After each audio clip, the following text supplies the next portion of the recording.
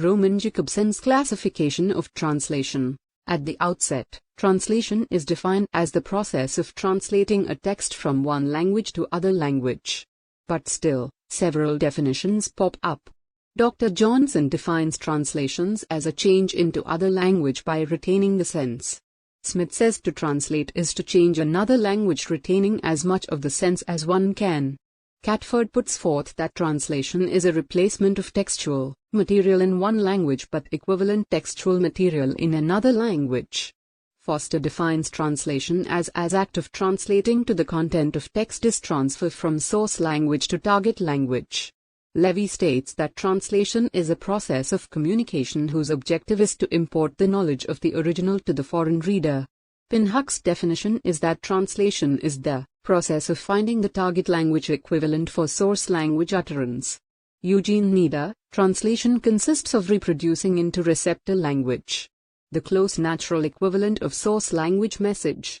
First in terms of meaning and secondly in terms of style. Roman Jakobson, the most celebrated and influential linguists of the 20th century, famously characterized himself as a Russian philologist.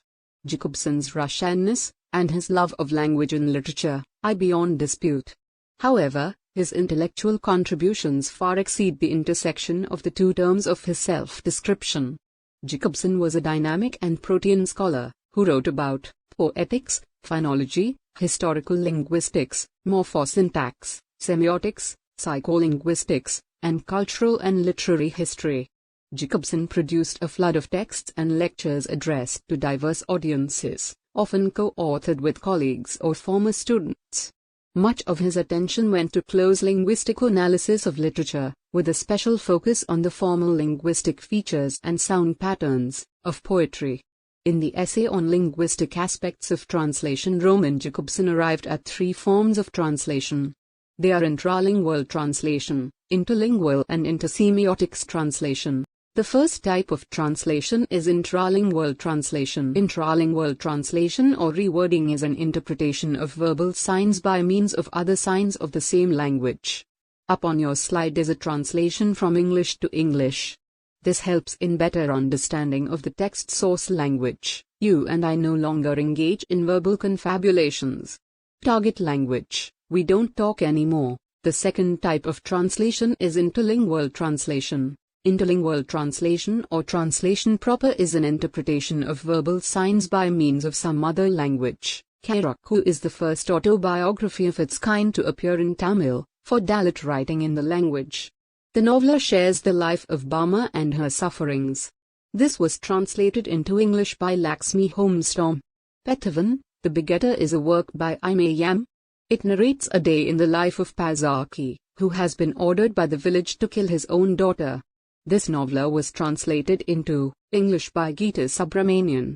Both the works are the examples of interlingual translation. The third type of translation is intersemiotics. Intersemiotic translation is an interpretation of the verbal sign by a non-verbal sign, for example music or image.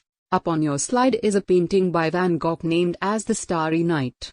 In the following slide you will find a poem by Anne Sexton titled The Starry Night, written after getting inspired by Van Gogh. Let us read the poem The Starry Night by Anne Sexton. The town does not exist except where one black-haired tree slips up like a drowned woman into the hot sky. The town is silent. The night boils with 11 stars. Oh starry, starry night. This is how I want to die. It moves. They are all alive. Even the moon bulges in its orange irons to push children, like a god, from its eye. The older unseen serpent swallows up the stars.